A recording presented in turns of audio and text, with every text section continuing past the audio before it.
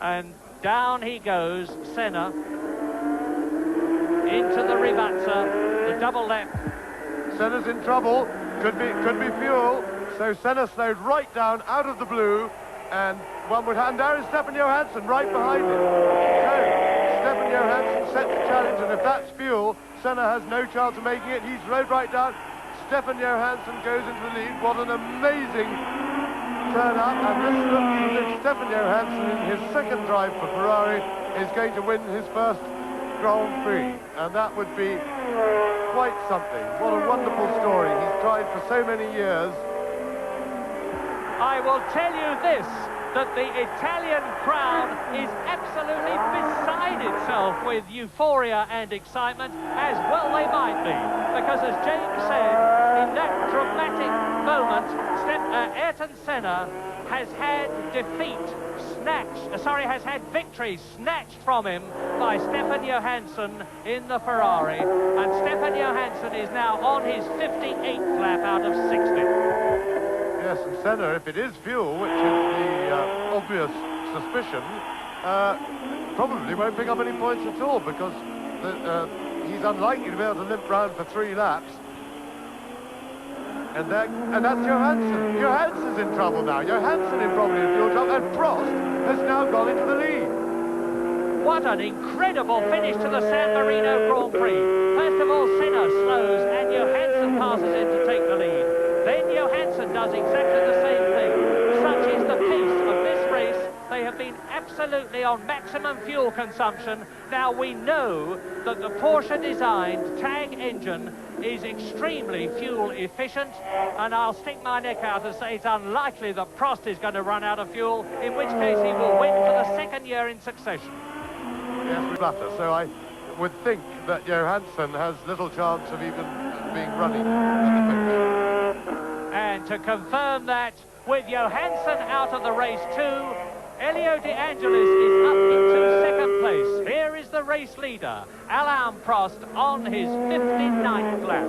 He has got 1 lap to go when he has dropped downhill here, gone round the double left at the Rivazza, into the Variante Bassa, onto the Trequardo. He will be into his last 3-mile lap, and Nelson Piquet is out too.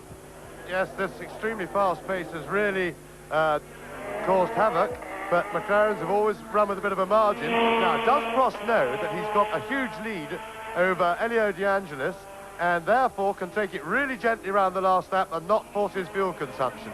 Is he going to take it slowly? Because having seen everybody else drop out like flies, he must be worried.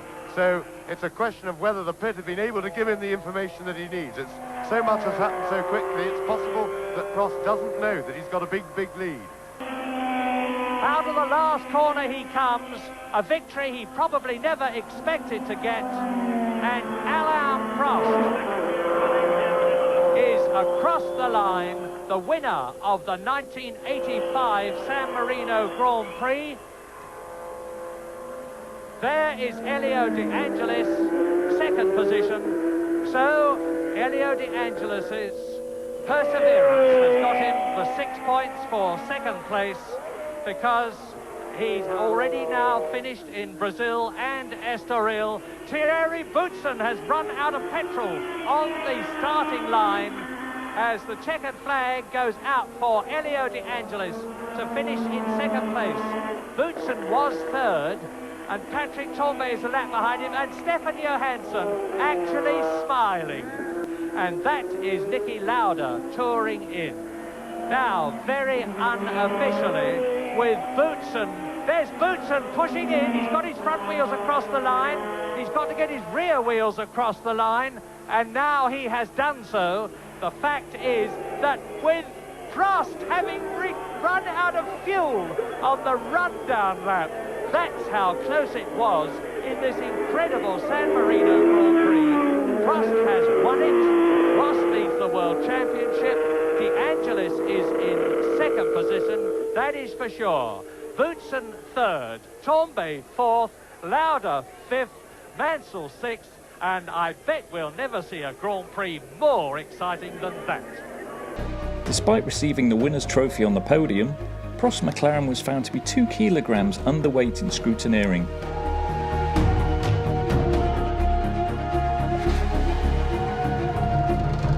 real winner was Elio De Angelis, who'd finished 38 seconds behind Prost and hadn't led a lap.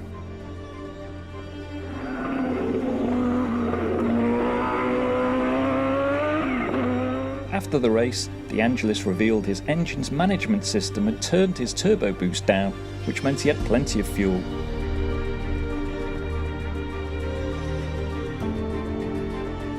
It was De Angelis' second and final F1 victory, his first coming in one of the closest ever finishes in F1 history at Austria in 1982 by just 0.05 seconds.